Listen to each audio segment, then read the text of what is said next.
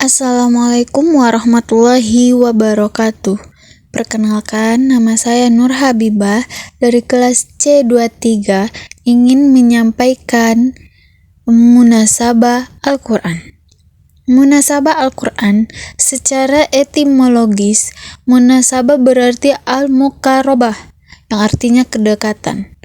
Al-musakalah yang artinya keserupaan, dan al-muwafaqah artinya kecocokan. Munasabah adalah hubungan antar dua pihak atau lebih. Namun secara terminologis, munasabah adalah kemiripan-kemiripan yang terdapat pada hal-hal tertentu dalam Al-Quran, baik surat maupun ayat-ayatnya, yang menghubungkan uraian satu dengan yang lainnya. Munasabah adalah pengetahuan tentang makna yang terkandung dalam perurutan pernyataan dalam Al-Quran. Definisi munasabah menurut beberapa ahli. Ada yang pertama, Az-Zarkasi. Beliau mengatakan, suatu perkara yang dapat dipahami oleh akal, tak kala dihadapkan kepada akal, pasti akal itu akan menerimanya. Namun ada juga dari Mana Al-Qatah. Beliau mengatakan, aspek yang punya terkaitan antara satu kalimat dengan kalimat lain dalam satu ayat, antara ayat satu dengan ayat lain dalam banyak ayat, ayat antara surat dengan surat yang lain di dalam Al-Quran. Dan ada juga Ibnu Al-Arabi. Beliau mengatakan, keterkaitan ayat-ayat Al-Quran sehingga seolah-olah merupakan satu ungkapan yang mempunyai kesatuan makna dan keteraturan relasi. Munasabah merupakan ilmu yang sangat agung. Menurut Al-Bikai, suatu ilmu yang mencoba mengetahui alasan-alasan di balik susunan atau urutan bagian-bagian Al-Quran, baik dengan ayat ataupun surat dengan surat. Menurut Imam As-Suyuti, adanya keserupaan dan kedekatan di antara sebagian ayat, surat, dan kalimat-kalimat yang berakibat adanya hubungan atau korelasi kata, yang mana hubungan ini boleh jadi bisa dalam bentuk korelasi makna ayat, bentuk dalam fikiran, kesetaraan, dan hubungan perlawanan. Menurut Quraisy Shihab, kemiripan-kemiripan yang terdapat pada hal-hal tertentu dalam Al-Quran, baik surat maupun ayat-ayat yang menghubungkan satu ayat dengan yang lain. Cara mengetahui munasabah Al-Quran. Yang pertama, memperhatikan tujuan pembahasan suatu surat yang menjadi objek pembahasan. Yang kedua, memperhatikan uraian ayat-ayat sesuai dengan tujuan yang dibahas dalam surat. Yang ketiga, mengkategorikan uraian tersebut dengan tingkatan hubungannya, jauh dekatnya korelasi. Yang keempat, dalam mengambil kesimpulannya, hendaknya memperhatikan ungkapan-ungkapan bahasan dengan benar dan tidak berlebih-lebihan. Macam-macam munasabah Al-Quran. Yang pertama, munasabah antar surat dengan surat sebelumnya. As-Suyuti menyimpulkan bahwa munasabah antar satu surat dengan surat sebelumnya berfungsi menerangkan atau menyempurnakan ungkapan pada surat sebelumnya. Sebagai contoh, pada surat Al-Fatihah dengan Al-Baqarah. Pada surat Al-Fatihah diakhiri dengan doa ihdinas syiratal mustaqim, syiratal ladzina an'amta alaihim ghairil maghdubi alaihim waladdallin. Doa ini mendapat jawabannya dalam permulaan surat Al-Baqarah, Alif Lam Mim. Zalikal kitabul la raiba fihi hudal lil muttaqin. Atas dasar ini, kita menyimpulkan bahwa teks tersebut berkesinambungan, seolah-olah ketika mereka memohon hidayah atau petunjuk ke jalan yang lurus, dikatakan kepada mereka, petunjuk yang lurus yang engkau minta itu ada di dalam kitab Al-Quran. 2. Munasabah antar nama surat dan tujuan turunnya. Setiap surat mempunyai tema pembicaraan yang menonjol dan tidak tercermin pada namanya masing-masing, seperti surat Al-Baqarah, surat Yusuf, surat An-Nahl, dan surat Al-Jin. Cerita tentang lembu betina pada surat Al-Baqarah ayat 67-71 merupakan inti pembicaraannya, yaitu kekuasaan Allah membangkitkan orang mati dengan perkataan lain. Tujuan surat ini adalah menyangkut kekuasaan Tuhan dan keimanan kepada hari kemudian. Yang ketiga, munasabah antar bagian suatu ayat.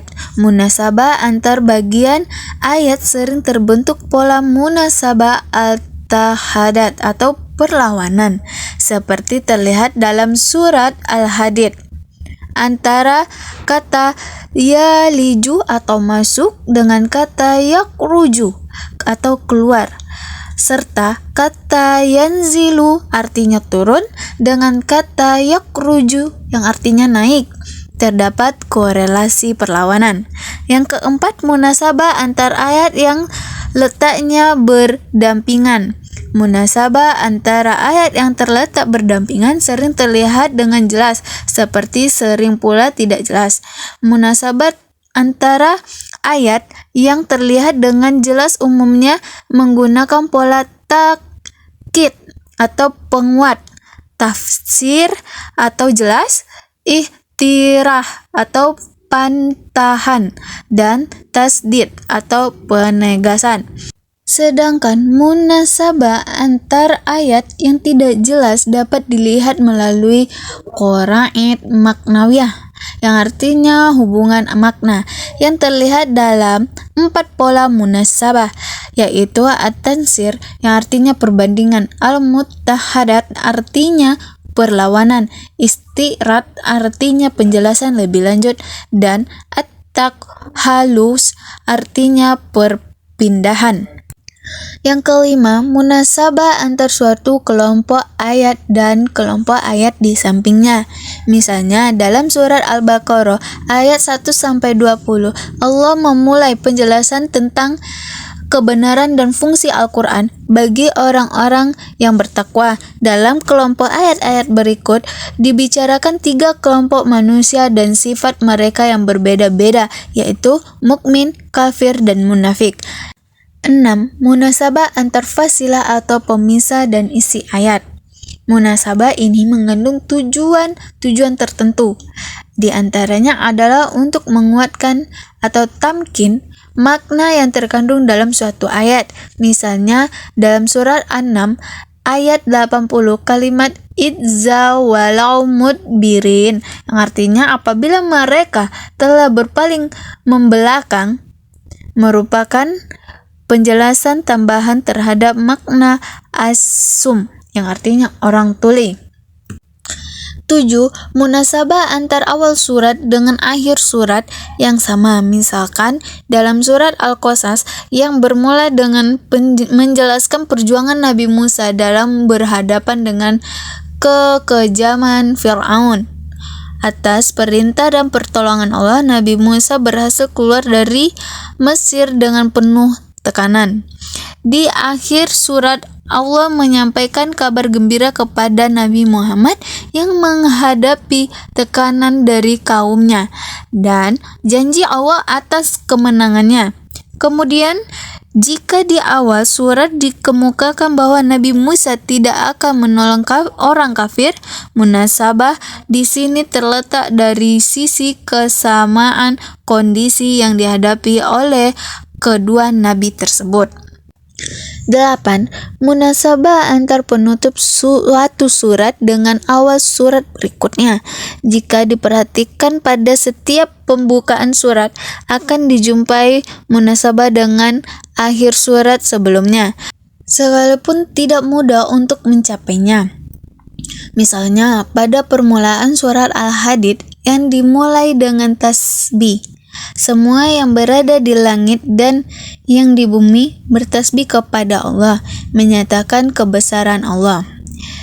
Dan dialah yang maha kuasa atas segala sesuatu. Ayat ini bermunasabah dengan akhir surat sebelumnya, yaitu surat Al-Waqiah, yang juga memperintahkan tasbih. Makna bertasbih dengan menyebut nama Tuhanmu yang maha besar. Urgensi dan kegunaan munasabah Al-Quran. Yang pertama, dapat menepis anggapan orang bahwa tema-tema Al-Quran kehilangan relevansi atas suatu bagian dan bagian yang lain. Yang kedua, mengetahui persambungan atau hubungan korelasi antar bagian Al-Quran, baik antar kalimat atau antar ayat maupun antar surat, sehingga lebih memperdalam pengetahuan dan pengenalan tentang kitab Al-Quran dan memperkuat keyakinan terhadap kewahyuan dan kemukjizatannya. Yang ketiga, dapat diketahui mutu dan tingkat kebalaghatan bahasa Al-Quran dalam konteks kalimat-kalimat yang satu dengan yang lain berkolerasi, serta persatuan ayat atau surat yang satu dengan yang lain. Yang keempat, dapat membantu dalam menafsirkan ayat-ayat Al-Quran secara lebih tepat dan akurat setelah diketahui hubungan surat, kalimat, atau ayat yang lain. Sekian dari saya. Mohon maaf jika ada pengucapan yang salah. Wassalamualaikum warahmatullahi wabarakatuh.